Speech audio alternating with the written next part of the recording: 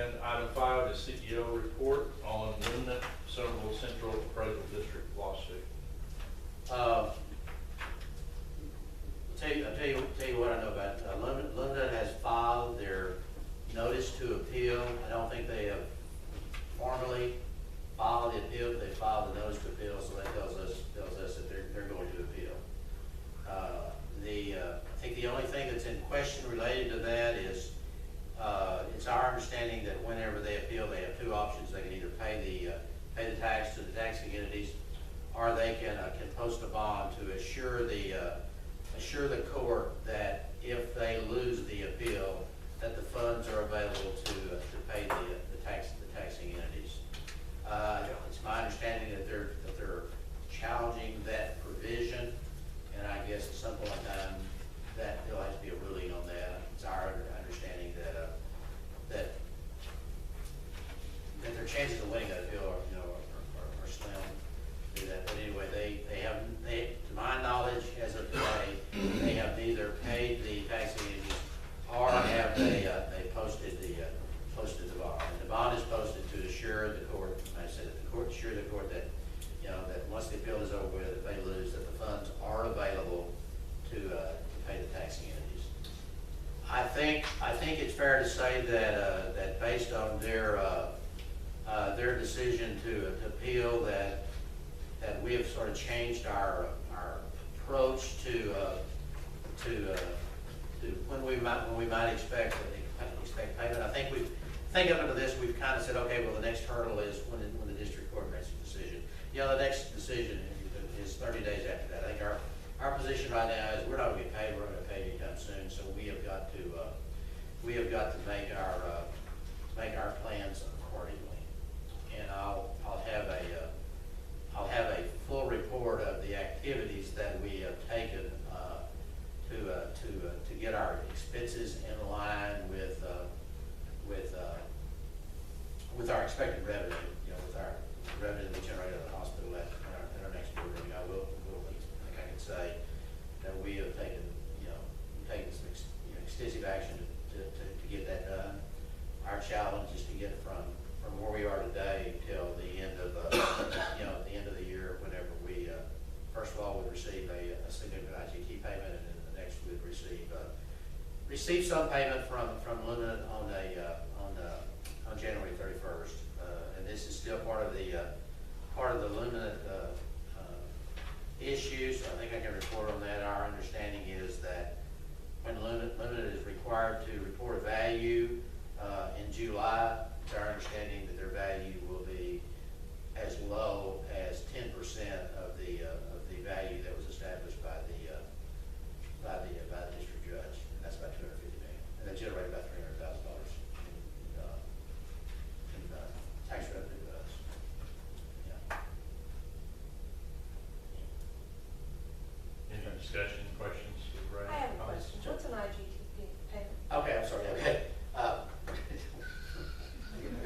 Got that on my desk. Got that on your desk, okay. IGT it's an intergovernmental transfer is what that is.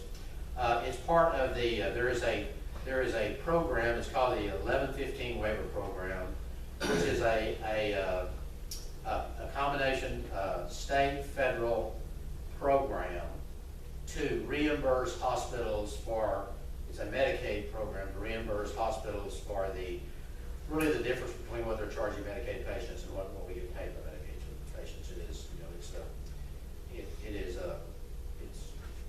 It's part of the decision of the state to not expand the coverage of Medicaid, and this is a part of that decision.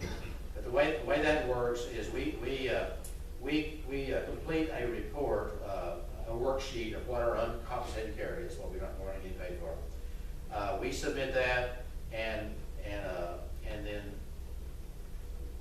we're told then what our expected payment is going to be, and what we need to send up to receive that back. We receive if we send up $600,000, we're going to get about 2.8 times that back. We'll send up $600,000, we'll get back $1.5 million.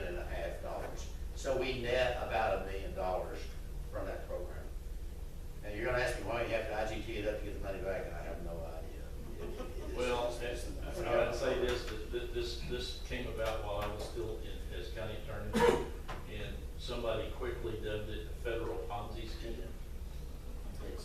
doesn't make any sense, but it's the federal government.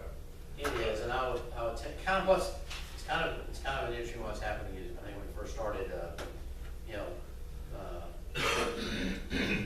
not that many hospitals participated in it. Now everybody is, even the private hospitals have figured, a government entity has to IGT either on your own behalf or on behalf of someone else. So the private hospitals now are finding government entities that they can partner with that will send up the money, and then the money comes back, and how it gets allocated when it comes back is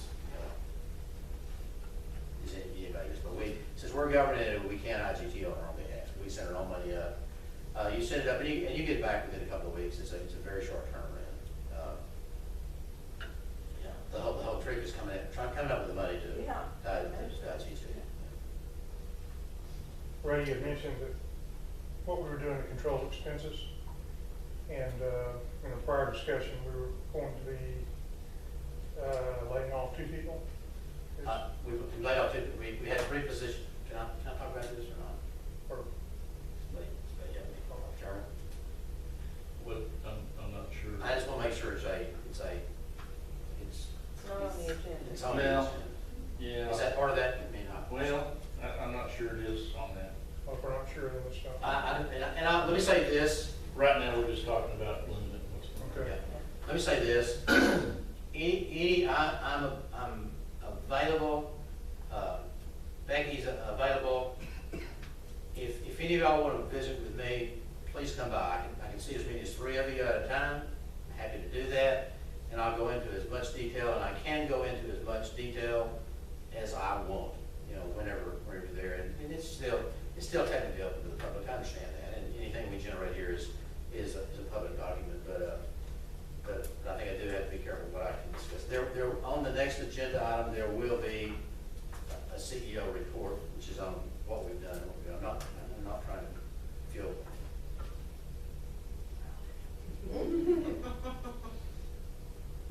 Okay. Any other questions of Ray about Luminant and what's going on? It's becoming pretty clear, I think, that they intend to drag this out as long as possible. We can't read their minds, but everything that we're seeing indicates that they use 29 of their 30 days in order to file the notice of appeal. And, they're gonna use up every day and almost every hour of every time frame in order to drag it out. And just like I said, Ray said that we should not expect any money from them for a long time. What's the next deadline? The appeals process can take up to 18 months. They have to, I'm not sure. I mean, the only appeals that I ever did were criminal. They weren't civil like this. And I don't, and it's been so long, I was in the county attorney's office for 20 years, only dealt with one while I was in there, about the time frame that they have a certain period of time. I could look it up for you and find it, but for them to file an appellate brief, and then, you're put in line with other cases to be heard by the 10th Court of Appeals in Waco. I suggested to the CAD that maybe our attorney, and I'm talking about Andy, I forget his last name, that handled it. Yeah, the one that's representing the CAD. Right. I don't remember his last name. That someone tried to make the Court of Appeals abundantly aware that you've got taxing entities. This is a different kind of case, and that somehow we could be put on the fast track or something. I just feel like that if like Ray said, that everybody says that their chances of winning this and getting it thrown back for a lower value is probably slim and none. That if they lose there, it's hard for me to see them taking it any further. And I would hope that they would pay it up. The other part of it is that, and y'all probably heard this already, that, Ray said it a while ago, that's right, that they're going to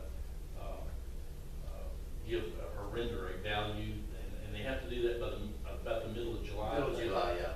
That they're going to render a ridiculous value there are some things, that can be done by the CAD, that they're getting their ducks lined up to go after them with everything they have, because there are laws against doing what they're gonna do, okay? I won't go into any more than that, but, we're gonna have to fight them with everything we got. Because they're trying to put this hospital under, and they're trying to hurt the county in such a way, and the county will be out of money a year from now. And they're just trying to force them to, I guess, shut down the expo, shut down the golf course, I mean, just, trying to shut the government down. And win, and it's just, I mean, what I call it is corporate bullying. But the irony of that is they have to have a hospital in the county to No. justify No. the regulatory. No, they No? don't. No, their actual hospital is, Hughley and, Walls, or what used to be Walls. Cleveland? Cleveland. yeah, THR, Texas Health. So they Research. didn't use the location of this hospital as They can't. justification for the They regulatory. cannot, because it's within the 10-mile EPZ emergency. Yeah, it'd have to be evacuated in case of emergency, so you wouldn't be able to do So anything. they don't here. need us what's any. No, and they, Okay. and quite frankly, like I said, this is corporate evil, okay? The way I look at it, they don't care if anything is here in this county except their plant. They don't care. Like I said, they closed this hospital down, turned the county into being able to do nothing but patrol the roads and, and maintain the roads and, everything else. They just, it's just, it's evil. It's corporate evil. It's bottom line, and it's hooray for me and too bad for you. But the thing the county is gearing up for is, even after the appellate court hears it, if it comes back in favor of the county, they do have the ability to appeal to the Supreme Court, the state Supreme Court. So even if this ends within, 6 or 8 months, they can drag it out even further. But for everybody, some of you may or may not know, they've already incurred a 7% penalty, okay, by not paying by the 31st of January. They've also incurred now 6%, it's 1% per month on what's owed, okay? So they already have 6% on top of that, so they're looking at 13% right now. And the longer they drag this out, it's 1% per month, and I just, if we go into next year, I just, if they lose in Waco, and they've got all this interest and penalties, I just don't see how they can, continue on and yeah. KKR. Well, if and when we ever get their money, we'll maybe have a little reserves we can set aside. Well, that's, I guess that's one little bright spot that, and that's the challenge for this board and this hospital is for us to continue to function and to show them that we are not just gonna fold up and go away. I don't know whether they really understand that even if the hospital shut down, the hospital district would still be in place and would continue to tax property to pay the certificates of obligation or bonds, if you want to call them that, and then also any other debt, which we have some loans and stuff that we have to pay. And then also on top of that is indigent healthcare. And if this hospital's not here, then all of the indigent healthcare here is going to go somewhere else. And our tax dollars would be going from this county outside to somebody else. And I'm not sure